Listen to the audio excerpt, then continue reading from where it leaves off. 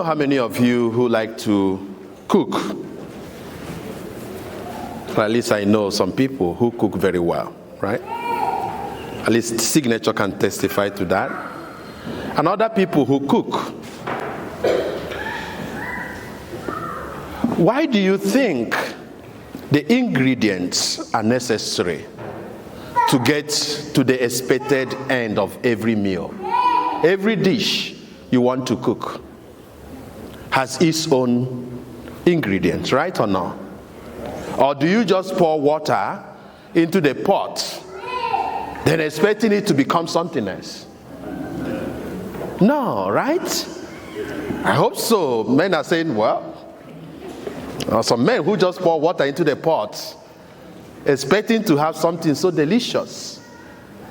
So when you think about a particular dish, at the same time you are thinking about its ingredients. Because to have the ingredients and to follow the procedure will get you to the expected end.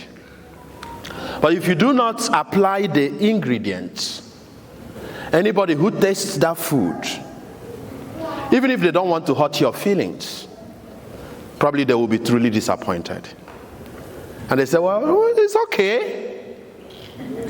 It's not okay. Or either they don't want to, it kind of hurt your feelings. So ingredients are very important. What do you think about spiritual life and spiritual journey? It has own ingredients.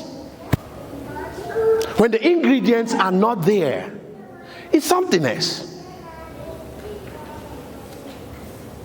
What are the ingredients of spiritual life? We heard that today, both in the first reading and in the gospel reading. Faithfulness. Faithfulness. Faithfulness. You cannot replace that with anything else. You can never serve God without faithfulness. It's not possible. It's not about, some of the things that we do once in a while when it's convenient. It's like when you want a great marriage, but there is no commitment to faithfulness. Now, so spiritual life demands devotion. We call that devotion. So growing up, I came to an understanding of devotion, something that people do day in, day out. Every day. That's called devotion. Every day. No matter whether it is raining or it is shining, even when you don't want to do it, because you're already committed to that, you keep doing it. Because that is the ingredient for spiritual life. There are people who want to grow in their prayer life and spiritual life. They come for prayer once in a day and everybody, after 2 hours, everybody is already sweating and tired. No, it doesn't just take a moment to grow in spiritual life. It takes a consistent practice, being faithful and committed to a particular way of spiritual life. And that's the only way we can grow. And that is what is required of us as Christians. Being a Christian is to be committed to a particular way of life. A way of life of to be honest. Because it's all about interaction with others. There are people who are angels when they are in the house of God. But they are devils as soon as they get out from here. In their homes, they are devils.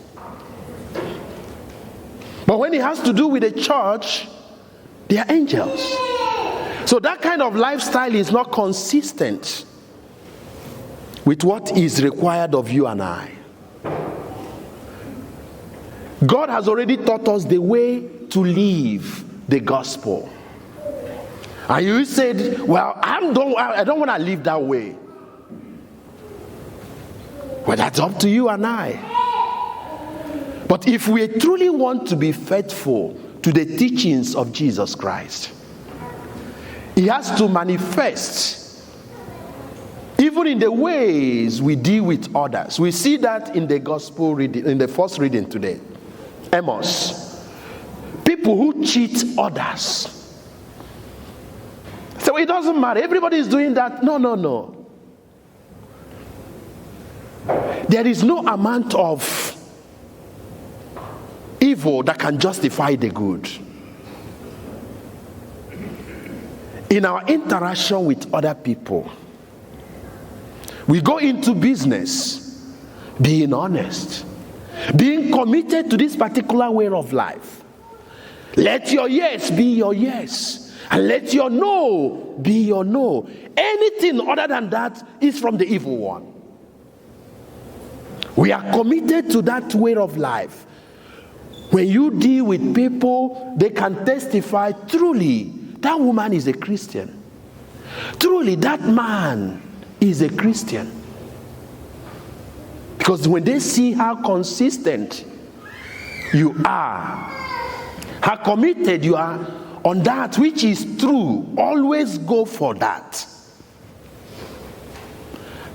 I always tell young people who are dating or who are engaged before marriage, and I ask them, why do you think that this particular person is the one that you want to spend the rest of your life? They will tell me, on a particular event, I saw how he or she opened the door for me. I said, look at how he opened the door. And I fell in love. And I said, that's all. You would have waited to see whether being caring and loving and serving is in their character. It doesn't take only one event for you to make that conclusion. Right? No, it doesn't take one event to conclude that this person is going to open doors for you all the day of your life. Probably they just open it because they wanted something. And as soon as they get that, now you see their real color, right? But one who has that disposition, it is in their character to serve others. They always go their ways to look for how to serve others. If that is already in their character, they do it nevertheless. Even though when no one is watching, they do it because for them, it is already ingrained in them. Serving others, they are not doing it so that somebody will thank them. But whenever they see something that needed to be taken care of, they go for it. A lot of young people are always in a hurry. Take time to see whether a particular attribute that somebody exhibits is truly in them, or they just did it to attract our attention. After some time, they stop doing it. And that is how it is in our spiritual life. Honesty, when somebody is an honest person, they will say the truth. Nevertheless, no matter the cost, they will always say the truth. They may one time fail, but saying the truth is something that is already in their character. Because that's the way of life. So Jesus says today, if someone is faithful in little things, when no one is watching, if you have developed a character to live a good life, you will live it even when no one is watching. Because that's who you are. If you're someone that says the truth, you always say the truth no matter what.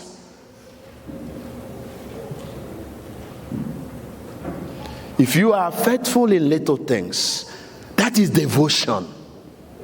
being devoted. There are people who come to church once in a year, and they want everybody to recognize they are doing something great today for God. When you just do one thing, just a very big thing for God, God is not attracted to that. But when you learn how to do one step at a time, no matter how little it is, but consistent, every day, that is how God sees that you are trustworthy. That is how God sees that I am trustworthy. If we learn how to do things consistently, whatever it is, whatever is right, you learn how to do it. And that is how people grow. Today, nobody talks about spiritual growth anymore. No, nobody talks about that. Because in spiritual life, there is no magic. You can only grow in your relationship with God, practice upon practice, day in, day out, every day. You see yourself being used to a particular way of life. And that is why Christianity is a way of life, is a lifestyle.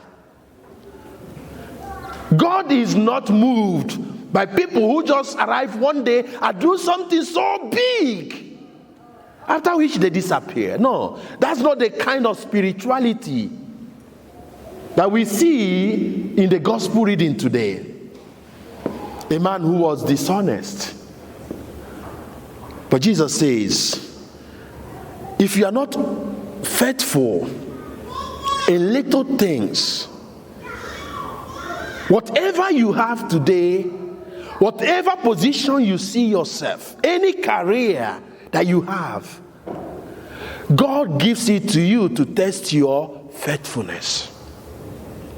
When that does not replace God, when my career becomes more important now to the God who gave me the career, that's a test of faithfulness. The problem is not about having money. The problem is in money having you, and becomes the priority of life. That's what God means when Jesus says you cannot serve two masters.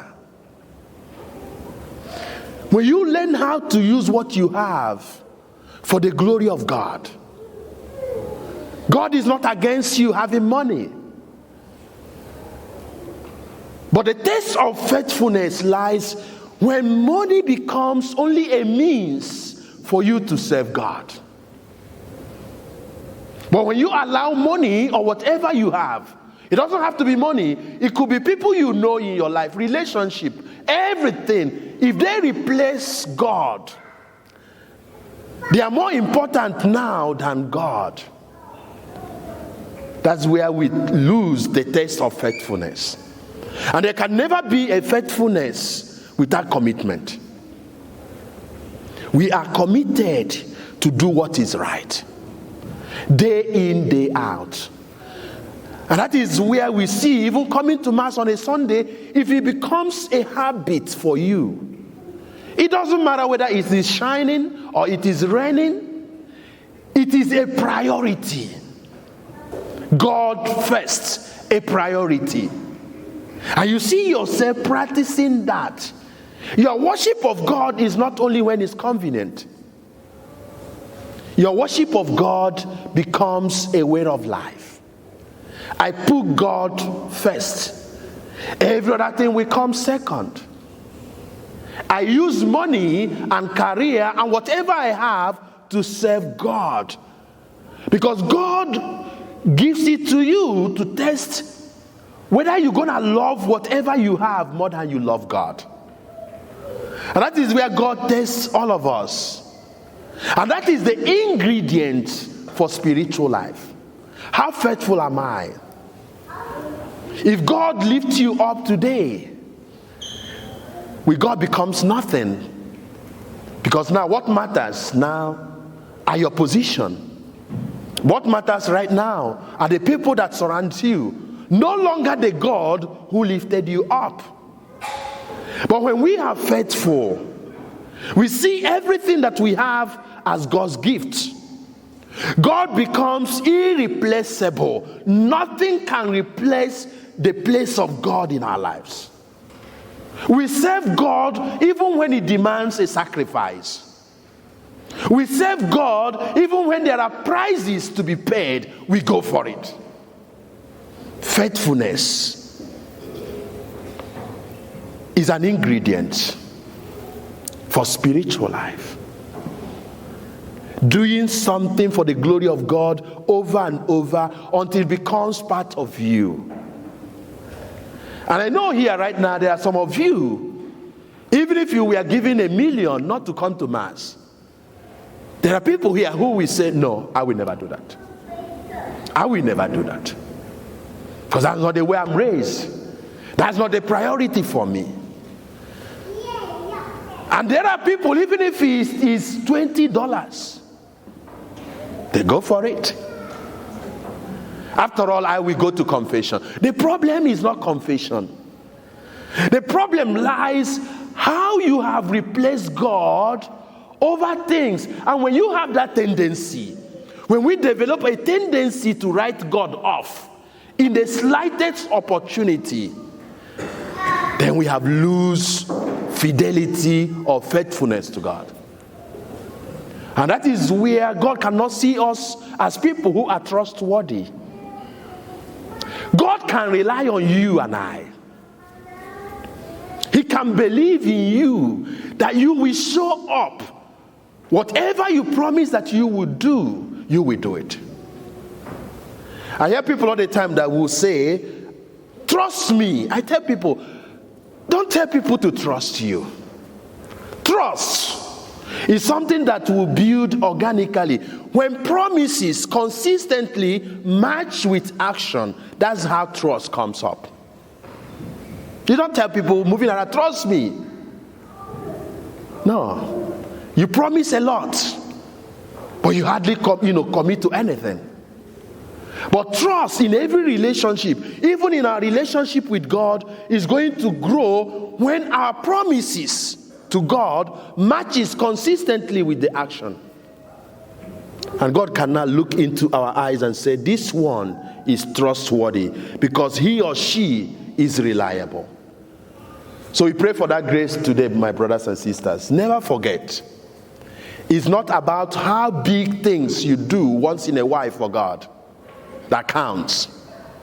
It's how consistently that you do even little things over and over. When they becomes a way of life for you, when worshiping God becomes a way of life, that is where you find faithfulness. And we pray for that grace, that we should never wait for big things as if we will buy God's attention. What God sees is faithfulness in a daily affairs. The way you treat others as well. How honest you are when you deal with other people. Can others testify that truly you are a Christian? Or will they have a reservation because of how you treated them last time?